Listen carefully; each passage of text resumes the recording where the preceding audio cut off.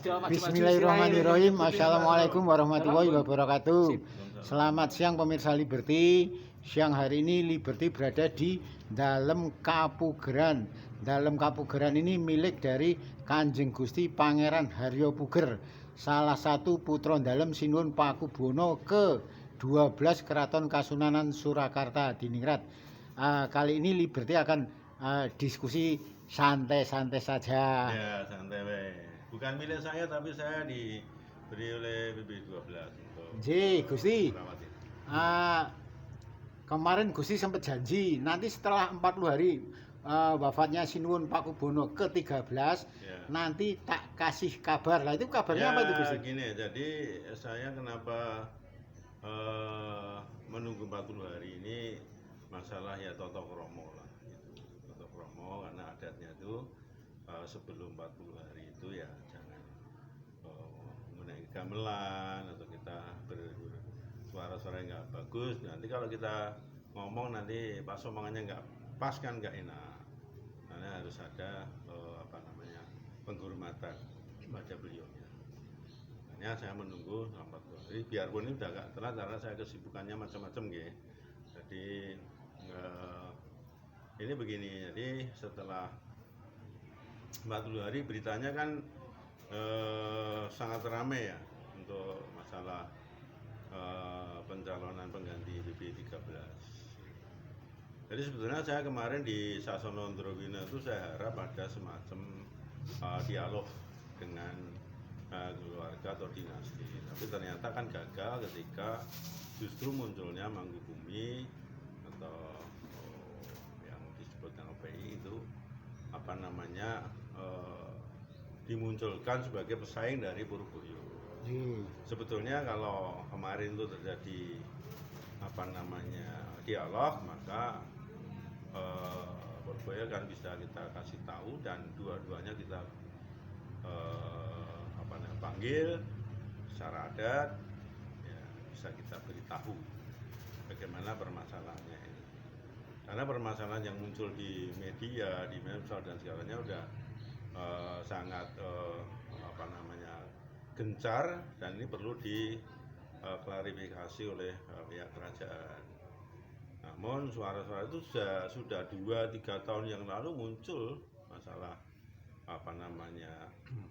tentang pengganti raja ini dengan keabsahannya bagaimana kan gitu.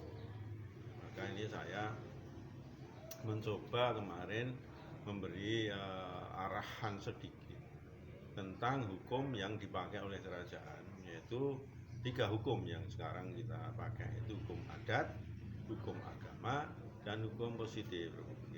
Ini saling memberi penguatan. Jadi hukum adat tentu apakah ada kesalahan-kesalahan adat yang dilanggar sehingga membuat itu tidak sah. Ya, terus hukum agama barangkali ini ada sesuatu di sana yang menurut agama tidak pas dalam keberadaannya mereka. Barangkali begitu ya. Hukum positif mungkin ada masalah dengan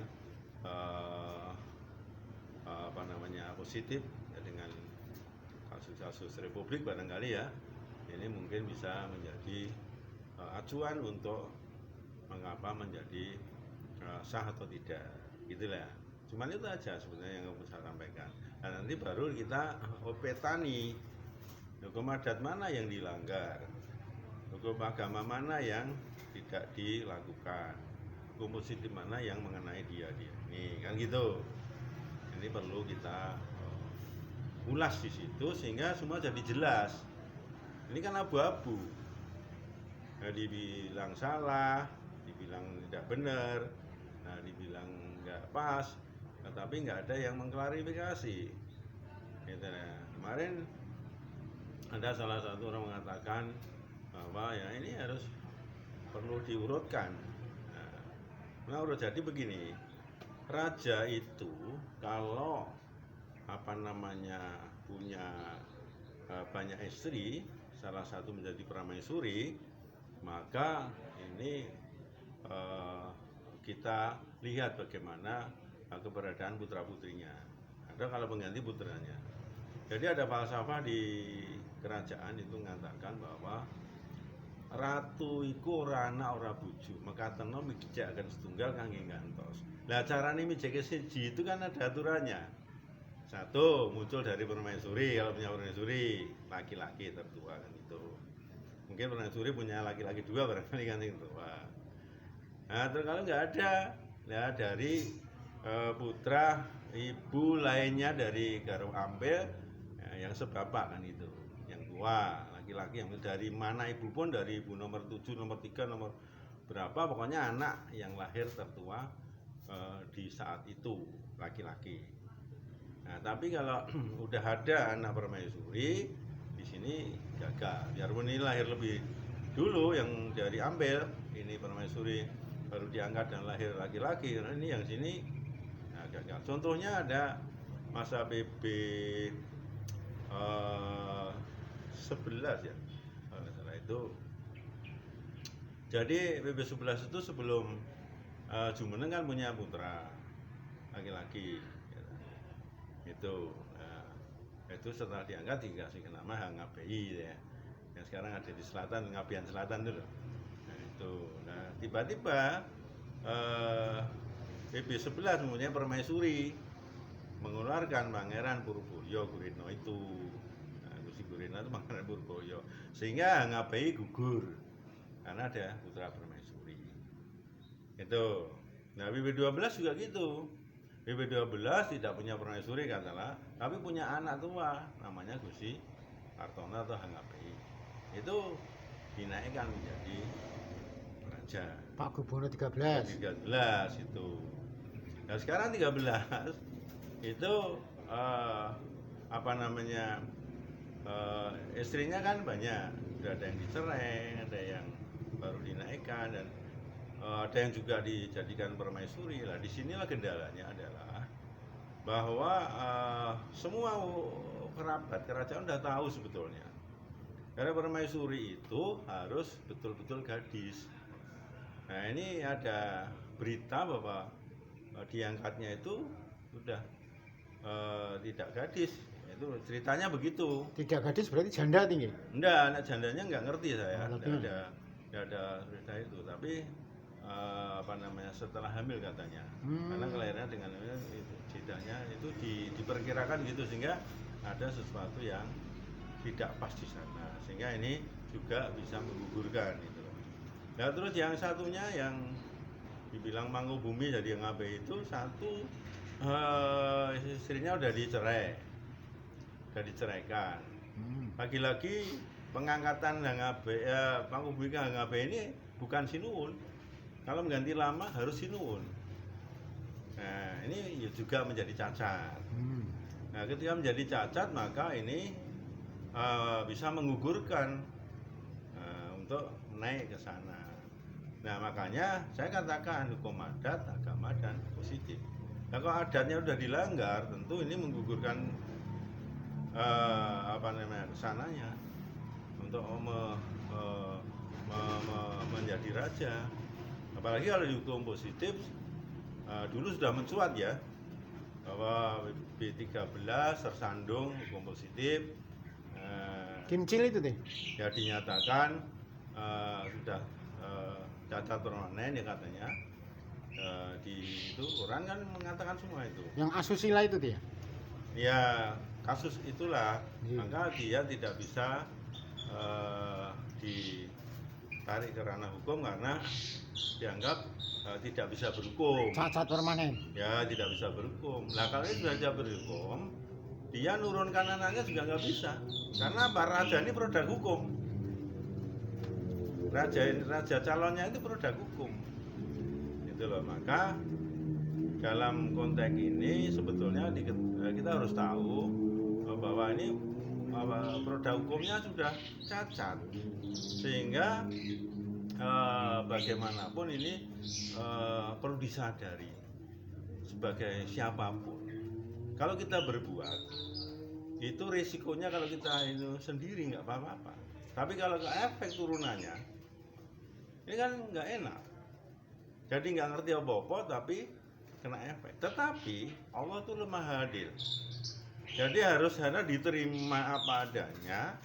Doalah kamu dekat dengan Allah. Barangkali loh nanti akan muncul turunanmu atau kamu sendiri dengan situasi Allah nggak ngerti. Saya ini mbah saya itu mareng PB2. Ya, mareng. Ibuku sudah udek-udek, aku gantung siwur. Ya, ini ibunya saya udek-udek, ini mareng, udek-udek, saya gantung siwur. Tiba-tiba ibuku diangkat menjadi istrinya raja. Sehingga aku jadi gusti lagi loh. Itu kan jaraknya jauh banget. Nah inilah yang namanya kegaiban yang harus dipercaya itu. Nah tinggal kita doa, kita matur ke Gusti Allah, mudah-mudahan kalau nggak dirimu ya siapa nanti. Kalau itu kita itu dihargai dari turunannya, mungkin kubur kita akan dihormati. Jadi ini proses ini sebenarnya sangat mudah. Nah gimana caranya itu tadi? Nanti kalau ini sudah semuanya ambigu dalam konteks itu meragukan, ya toh? Meragukan dalam hitungan tadi di agama, di adat, di positif, maka ketika meragukan maka diambillah adik raja yang seibu dulu, laki-laki. Kalau ini tidak ada adik raja yang seibu, itu yang semua udah tahu lah keraton kayak gitu. Nah, diambil lagi anak ibu yang sebapak. Nah, kan istrinya banyak. Nah, yang tua siapa laki-laki? Yang sebapak. Nah, ini diluruskan, jangan sampai belok. Nah, kalau diragukan mungkin belok kan bahaya ya. Makanya keambiguan yang meragukan ini diambillah kebijakan adik laki-laki raja yang seibu dulu ada enggak? Kalau ada itu. Nah kalau nggak ada baru adik yang sebapak dari ibu manapun, yang tua laki-laki. Itu. Loh, malah Gusti Puger itu dengan sebapak seibu ya dengan Pakubono 13 ya? Iya, saya sebapak seibu. Berarti sebenarnya ada kan jadi Pakubono 14. Ya kalau ini mereka itu memahami ini tentunya tidak menjadi kendala apapun. Selesai sebetulnya selesai, cuman karena ada yang lain, barangkali saya bisa mengatakan ada kepentingan yang lain, akhirnya terganjal lah perjalanan untuk sampai ke sana. Ya dalam perjalanan dinamika keraton waktu PB13 naik dulu kan, kemudian mengangkat yang namanya Dwi Tunggal, jadi kemudian diangkat sosok Panembahan sebagai Menteri. Artinya kemudian kan saat ini yang dianggap lebih berhak dan berwenang Sang Panembahan. Itu kalau menurut Gusti Puger kalau saya itu kan belum selesai. Jadi sebetulnya ketika ada rapat di Diamond, itu tetap kita nunggukan beliau sinuwun. Terus semua kerja. Ternyata kan enggak. Saya enggak boleh kerja, ada yang enggak kerja, berarti itu dan segalanya. Nah, akhirnya kan dibentuk itu. Nah, untuk menjadikan ini tentunya harus ada kesepakatan dengan adat.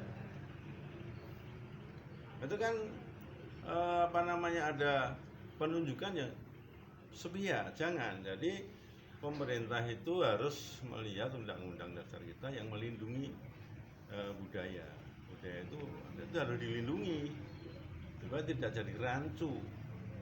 Nah, jadi adatnya dulu selesai, adatnya sudahlah sinuwun enggak, tinggal ini. Nah kalau ini ditunjuk apakah dalam kondisi kondusif pada waktu itu? Sentana masih gak dari pecah, belum menyatu, sehingga belum jejak rembukan yang benar. Nah sehingga terjadilah sesuatu yang ganjil. Nah, tetapi saya hormati juga, monggo kalau itu dianggapnya tangan dari pemerintah, tapi tangannya jangan tangan yang membunuh adat, jangan gitu loh. Karena adatnya harus dihormati dimanapun di dunia manapun, adat ini dihormati. Makanya nggak bisa keputusan adat ini dikalahkan dengan keputusan yang lain. Gitu. Gusti, menurut Gusti, Gusti Purboyo dan Gusti Mangkubumi ini melanggar 3 perkara tadi nggak? Hukum adat, hukum positif, dan hukum agama. Nah, mereka melanggar itu nggak? Ya, kalau diceritakan kemarin dia mengangkat dirinya sendiri di depan jenazah ini juga tidak membenarkan. Itu satu, itu Purboyo. Terus untuk Mangkubumi diangkat jadi Angabai bukan oleh Sinuwun. Ini sudah melanggar adat. Itu aja udah singkat, yang lain-lain. Ada lah kalau yang melanggar agama Gusti. Hah? Yang melanggar agama. Saya nggak ngerti, itu pribadi ya. Kalau yang melanggar hukum positif. Ya itu belum kelihatan, cuman yang paling adat yang paling jelas. Yang paling utama adatnya udah dilanggar. Udah dilanggar. Iya, ini kan otomatis yang namanya apa? Pengukuhan atau pengangkatan